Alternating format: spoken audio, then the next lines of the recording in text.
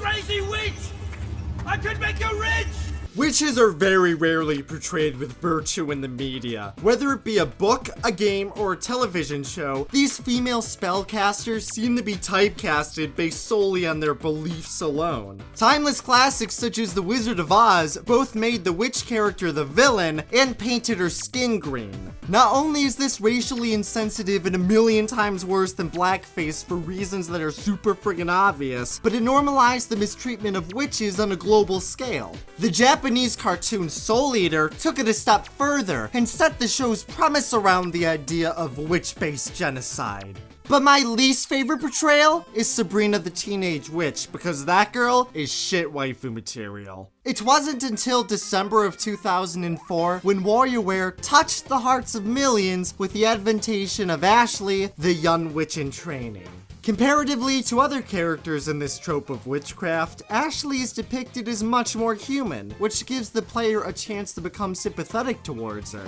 This is likely due in part to my main man, Ko Takeuchi. He is a very talented artist who meshes together thick outlines and vibrant colors to create something that can only be described as pure sugar for the eyeballs. This goddess of a man is responsible for all of the character designs and artwork for the WarioWare franchise, but I think we can all agree that Ashley is his best work by far. Stated in numerous interviews, Ko Takeuchi explained that he modeled Ashley after his own fiancée, Sakihiko Sachiko Imai, who at the time was roughly 15 years old. As Takeuchi described it, much like Ashley, my wife was a very misleading person. On the outside, she appeared to be shy and reserved, but in bed, she was a maniac. Before we continue further, I'd like to take the time to point out just how much Ashley has impacted the gaming community as a whole. Oftentimes when James and I work with smaller studios, they've always stated that they strive for their characters to be half as complex and brilliant as Ashley. And even that is often too much. As a matter of fact, I've collected testimonies from various developers and novelists, giving their input on why Ashley is such a good character. Matthew Terwilliger from Insomniac Games writes, "Dude, she's an adorable lolly. She's cute, she's got this rough and tough attitude, but on the inside she's really this sweet girl who just wants friends. Her American theme song is near perfect. The only thing they mess up on is the way they say Ashley. And the Japanese song is near perfect, but the only thing they do right is say Ashuli like an adorable little girl. Her character design is also near perfect." The Blue Mantis of DC Comics says, "It's nice and all, but isn't Ashley like 8 years old? I guess they changed it to 15 in Murica because having very young girls in any medium is illegal now because clearly we all want to fuck them. Everybody in the West is a closet pedophile according to Nintendo of Murica." Andre Seegers of GameXplain fame says, "Listen guys, there's a reason why she's on my pillow. Usually video game characters sell out and try to appeal to the casual crowd, but Ashley doesn't do that. When I play Smash Brothers for Wii U and 3DS, I only use the assist trophies on the off chance that I may be graced with her appearance. Also, her fan artists really know their stuff. Top tier indeed."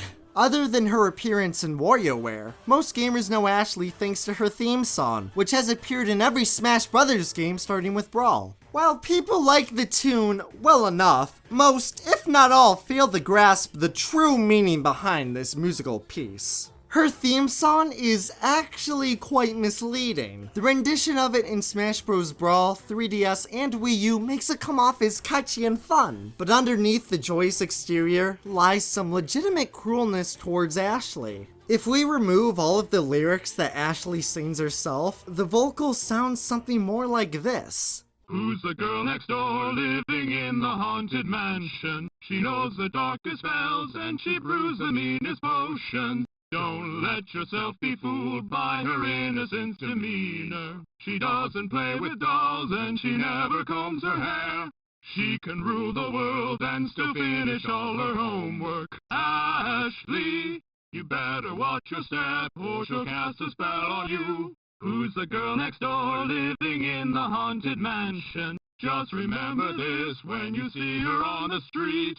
It all sounds pretty malicious, right? What we can gather from this chorus is that Ashley is a social outcast. The townspeople both find her strange and dangerous. But how does Ashley feel about the situation? Well, let's take a look at this stanza from the very same song and try to see what can be assessed. Keep in mind that this part of the song is sung by Ashley herself. I'm a slave to my spells, and yes, I know it's true. Well, I don't have as many friends as you. But I think you're nice, and maybe we could be friends? And if you say no, you're toast.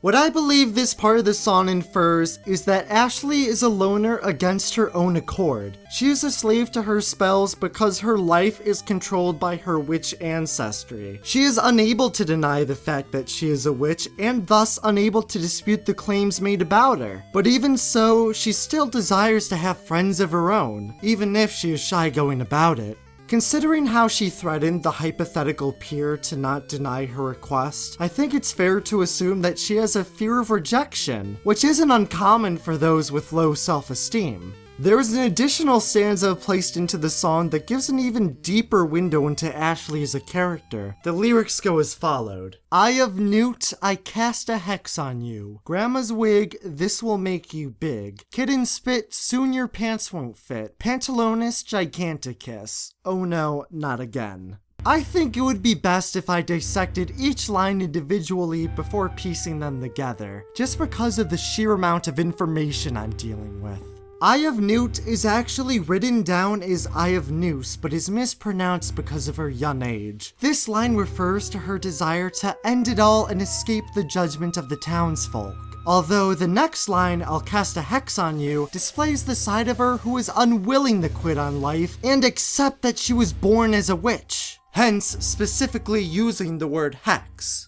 Grandma's wig. Judging from her genetic traits and age estimates, her grandma was probably skinned alive during the Weinzentig witch trials in Germany. It was believed back then that skinning a witch alive and using their skin as a makeshift scarecrow would ward off famine and blizzards. Her grandma's wig was probably a relic from that very same scarecrow. Kitten spit is likely supposed to be the phrase chicken shit, which is an insult that labels someone as cowardly. The reason she uses the terminology kitten spit is probably due to the use of a euphemism, which is when a vulgar phrase is substituted with a less offensive or vague word. Examples include son of a gun and what the fudge. Assuming that she is at a young age, it wouldn't be uncommon for those around her to try to use euphemisms to sort of filter out their speech. So she probably heard someone yell kitten spit when what they actually meant was chicken shit. Now, soon your pants won't fit is a bit trickier to decipher, but I think I pretty much nailed it. Consider this. It is possible that the pants in her song could be referring to the people in her life who hold authority, which obviously would be Ashley's parents. I thought of this because since the 1500s, the idea of somebody wearing the pants meant the person who was in authoritative control. Although, back in the 1500s, its meaning was more literal because men were usually the dominant ones in any given relationship, and it was uncommon for women to wear pants as opposed to skirts or blouses. So the person who wore the pants was the man/person in control. Now, assuming she is referring to her parents, we can take that information and apply it to the line won't fit. My suspicion is that when Ashley says won't fit, she is using it synonymously with incompatible. If we put everything together, we get the impression that she is calling her parents chicken shits or cowards for not being compatible. Conflicting with her parents ties into another part of Ashley's lore, because Ashley the witch was indeed abandoned by her parents. Before the release of WarioWare Smooth Moves for the Nintendo Wii, a website was launched in order to promote the game and give further insight on the large cast of characters. Structured in a vein similar to Facebook, characters would write messages detailing their thoughts, feelings, and experiences. While usually humorous, a select few came off as rather depressing. In Ashley's post, her devil friend named Red writes about how Ashley is often reminded of her parents and wishes that they would return soon. Angry at the other characters' reactions and Red using her blog without permission, Ashley responds by saying, "Everyone, I hate you." Pantalonis giganticus. At first glance, this looks like who's it what's it nonsense, and you'd be entirely correct. This line isn't supposed to make sense. When we interact with this character, we see her from the observer's perspective. We know more about her than any other character, so we don't experience the fear of the unknown. But with this phrase, we are given a taste of just how alien Ashley is. Usually, I'd build off this and analyze her character relationships, but she doesn't seem to have any. The only exception is Red the Hellspawn, although I don't really consider him a character as much as a vehicle for additional symbolism. Her devil friend is a metaphor concerning her label as a witch. No matter where she goes, a constant reminder of her affiliation to the dark arts follows her around. The reason it takes the form of the devil is because witches and dark magic are often related to satanic religion. Regardless of her beliefs, she will be looked at with this stigma. It doesn't matter if Red is actually a tangible character, because either way, we see him. In the game, she isn't Ashley, she's Ashley in Red, forever doomed to associate herself with something that will drive others away.